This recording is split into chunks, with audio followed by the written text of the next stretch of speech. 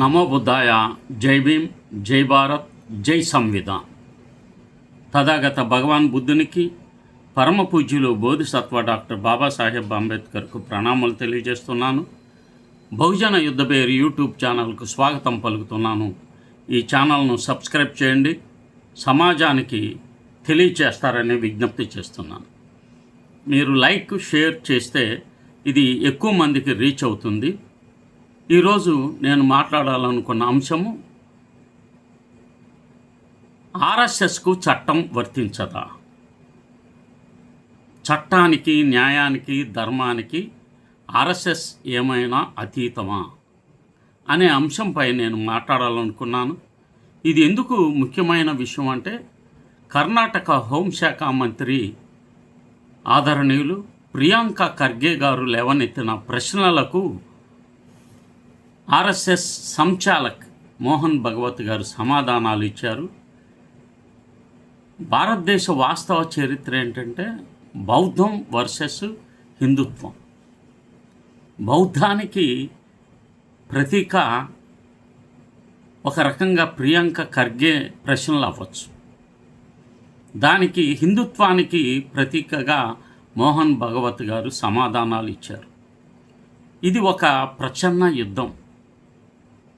ఈ ప్రియాంక ఖర్గే గారు ఆదరణీయులు, గొప్ప మనసున్న వ్యక్తి. మల్లికార్జున ఖర్గే రాజ్యసభ సభ్యులు, కాంగ్రెస్ పార్టీ నాయకులు, అధ్యక్షులు, కాంగ్రెస్ పార్టీ అధ్యక్షులు. వారి కుమారుడే ప్రియాంక ఖర్గే.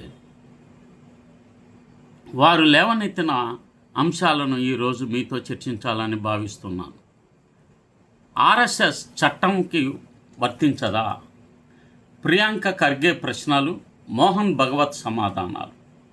రాజ్యాంగం ముందున్న అసలు చర్చ భారతదేశ రాజకీయ, సామాజిక జీవితంలో అత్యంత ప్రభావవంతమైన సంస్థలలో రాష్ట్రీయ స్వయం సేవక్ సంఘ్ ఆర్ఎస్ఎస్ కూడా ఒకటి.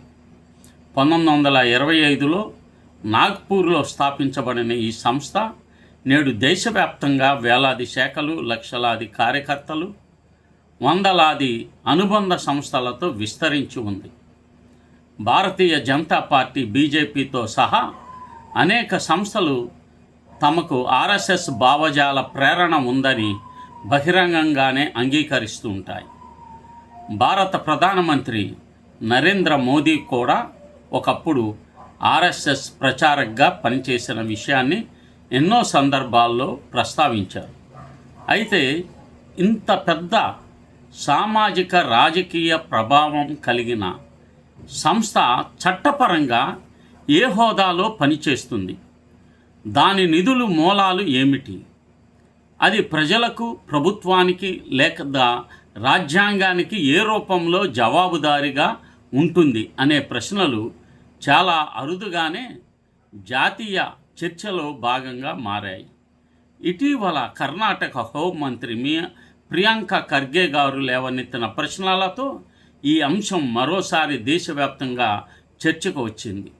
దురదృష్టవశాత్తు తెలుగు రాష్ట్రాల్లో ప్రధాన స్రవంతి మీడియా ఈ అంశాన్ని పెద్దగా ప్రాధాన్యత ఇవ్వడం లేదు. ఈనాడు, ఆంధ్రజ్యోతి, సాక్షి వంటి ప్రధాన మీడియా సంస్థలు సాధారణ రాజకీయ ఆరోపణల స్థాయిలో మాత్రమే వీటిని ప్రస్తావిస్తూ ఉంటాయి. కానీ సోషల్ మీడియా, డిజిటల్ మీడియా వేదికలలో మాత్రం ఈ అంశంపై విస్తృత చర్చ జరుగుతుంది. ఎందుకంటే ఇది కేవలం ఒక రాజకీయ వివాదం కూడా కాదు. ప్రజాస్వామ్యంలో జవాబుదారీతనం, పారదర్శకత, రాజ్యాంగబద్ధత గుర్తించే లేవనెత్తబడిన ఒక మౌలిక ప్రశ్న. కర్ణాటక హోంమంత్రి ప్రియాంక ఖర్గే ఆర్ఎస్ఎస్ సంచాలక్ మోహన్ భగవత్కు అధికార లేఖ రాశారు. ఆ లేఖలో ఆయన మొదట ఆర్ఎస్ఎస్ శతాబ్ది ఉత్సవాలకు అభినందనలు తెలియజేస్తూ సంస్థ యొక్క విస్తృత ప్రభావాన్ని గుర్తించారు. ఆర్ఎస్ఎస్ స్వయంగా విడుదల చేసిన నివేదికల ప్రకారం దేశవ్యాప్తంగా 60,000కు పైగా శాఖలు ఉన్నాయని, కేవలం కర్ణాటకలోనే 4,000కు పైగా దైనందిక శాఖలు, వేలాది వారపు సమావేశాలు, లక్షలాది మంది పాల్గొనే కార్యక్రమాలు జరుగుతున్నాయని ఆయన ఆ లేఖలో ప్రస్తావించారు. అయితే ఇంత పెద్ద స్థాయిలో పనిచేస్తున్న సంస్థ ఏ చట్టం క్రింద పనిచేస్తుందో స్పష్టత లేదని ఖర్గే గారు పేర్కొన్నారు.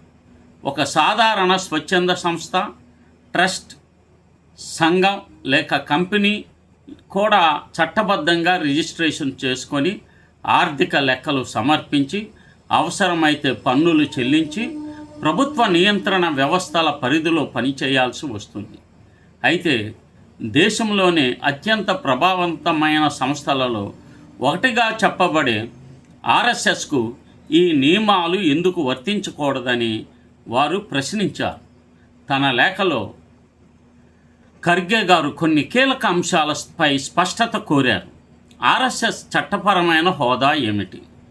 సంస్థ ఏనాడైనా ఎక్కడైనా అధికారికంగా రిజిస్టర్ అయిందా? దాని నిర్ణయాధికారులు ఎవరు? సంస్థకు వచ్చే నిధులు మూలాలు ఏమిటి? గురుదక్షిణ పేరుతో ప్రతి సంవత్సరం ఎంత మొత్తం సేకరించబడుతుంది? ఆ డబ్బు ఎలా ఖర్చు చేయబడుతుందో ఆడిట్ నివేదికలు ఎక్కడ ఉన్నాయి? సంస్థ ఆదాయ పన్ను చట్టాల పరిధిలోకి వస్తుందా? భారీ రూట్ మార్చులు, కవాతులు నిర్వహించేటప్పుడు ఎలాంటి అనుమతులు తీసుకుంటుంది? ప్రజలకు ఫిర్యాదు చేయడానికి ఏదైనా అధికార వ్యవస్థ ఉందా?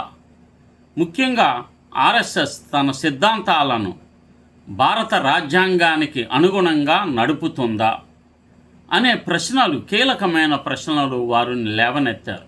ఈ ప్రశ్నలకు ప్రతిస్పందిస్తూ మోహన్ భగవత్ గారు మరియు ఆర్ఎస్ఎస్ వర్గాలు తమ వైఖరిని వెల్లడించాయి.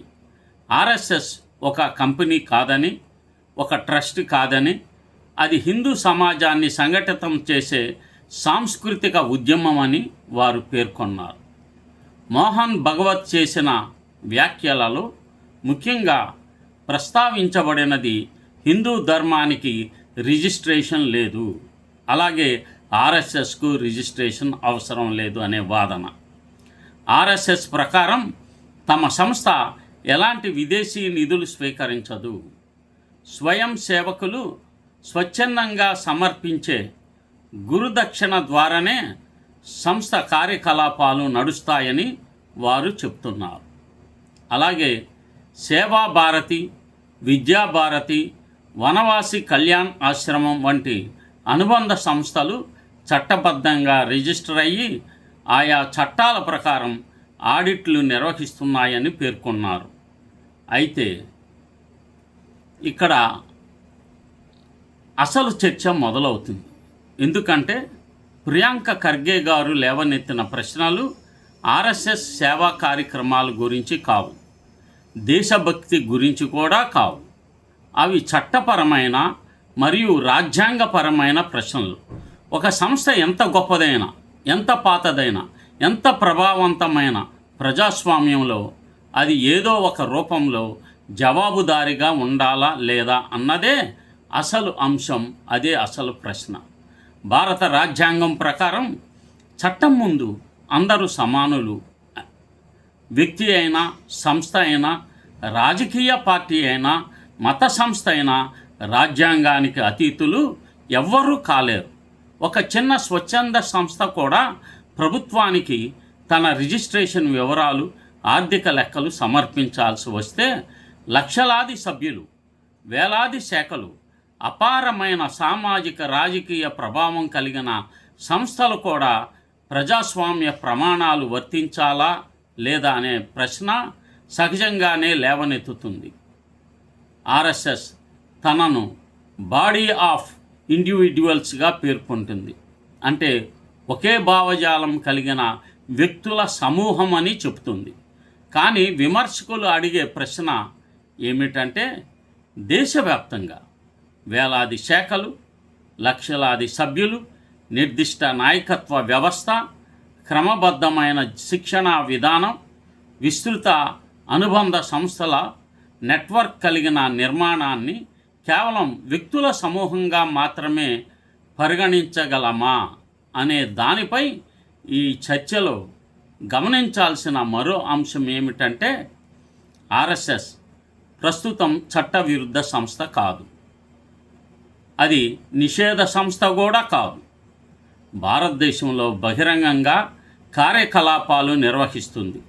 దాని శాఖలు, శిబిరాలు, సమావేశాలు అత్యధికంగా అధికారిక అనుమతులతోనే జరుగుతున్నాయని సంస్థ చెబుతుంది. కాబట్టి ఇక్కడ చర్చ ఆర్ఎస్ఎస్ చట్టవిరుద్ధమా అనే ప్రశ్న గురించి కాదు. అసలు ప్రశ్న ఆర్ఎస్ఎస్ వంటి ప్రభావవంతమైన సంస్థలు ఎంతవరకు పారదర్శకంగా ఉండాలి అన్నదే అసలైన ప్రశ్న. దేశంలో రాజకీయ పార్టీలు ఎన్నికల సంఘానికి జవాబుదారులుగా ఉంటాయి. కంపెనీలు కంపెనీ చట్టాలకు లోబడి ఉంటాయి. ట్రస్టులు ట్రస్ట్ చట్టాలకు లోబడి ఉంటాయి. స్వచ్ఛంద సంస్థలు రిజిస్ట్రేషన్, ఆడిట్, పన్నుల నిబంధనలకు లోబడి ఉంటాయి. అయితే ఆర్ఎస్ఎస్ వంటి విస్తారమైన ప్రభావం కలిగిన సంస్థకు సంబంధించిన జవాబుదారీతనం ఏ రూపంలో ఉంది అనే ప్రశ్నకు స్పష్టమైన సమాధానం ఇప్పటిదాకా దేశవ్యాప్తంగా చర్చనీయాంశంగానే ఉంది. కాబట్టి ఈ వివాదాన్ని కేవలం కాంగ్రెస్ వర్సెస్ బీజేపీ రాజకీయ ఘర్షణగా చూడడం సరిపోదు. ఇది ప్రజాస్వామ్యంలో పారదర్శకత, చట్టబద్ధత, రాజ్యాంగబద్ధత, ప్రజా జవాబుదారీతనం గురించి లేవబడిన ఒక ప్రాథమిక ప్రశ్న. ప్రశ్నకు సమాధానం కేవలం ప్రియాంక ఖర్గే కానీ మోహన్ భగవత్ కానీ ఇవ్వాల్సిన అవసరం లేదు. భారత ప్రజాస్వామ్యం మొత్తం ఆలోచించాల్సిన అంశం ఇది. ఎందుకంటే చివరకు మిగిలే ప్రశ్న ఒకటే: దేశ రాజకీయాలు, ప్రభుత్వాలు, ప్రజా విధానాలు, సామాజిక చైతన్యంపై గణనీయమైన ప్రభావం చూపే సంస్థలు, అవి ఏ భావజాలానికి చెందినవైనా సరే, ప్రజలకు, చట్టానికి, రాజ్యాంగానికి ఎంతవరకు జవాబుదారులుగా ఉండాలి? ఈ వివాదానికి సామాజిక సిద్ధాంతపరమైన నేపథ్యం. చరిత్రలో బౌద్ధానికి, హిందుత్వానికి ప్రత్యక్ష యుద్ధం నిరంతరం జరుగుతూనే ఉంది. అది ఈరోజు ఒక బౌద్ధుడైన ప్రియాంక ఖర్గేకు ఆర్ఎస్ఎస్కు మధ్య జరుగుతున్నది మాత్రమే కాదు. కర్ణాటక మంత్రి ప్రియాంక ఖర్గే తండ్రి కాంగ్రెస్ జాతీయ అధ్యక్షుడు మల్లికార్జున ఖర్గే సామాజిక న్యాయం, సమానత్వం, డాక్టర్ బిఆర్ అంబేద్కర్ ఆలోచనల పట్ల తమ నిబద్ధతను అనేక సందర్భాల్లో వ్యక్తం చేశారు. గుల్బర్గా, కలబుర్గి అంటారు. ఆ ప్రాంతంలో బౌద్ధ విహార నిర్మాణానికి ఆయన చేసిన సహకారం, బౌద్ధ సాంస్కృతిక కార్యక్రమాల్లో వారి కుటుంబం పాల్గొనడం కూడా ప్రజలకు తెలిసిందే.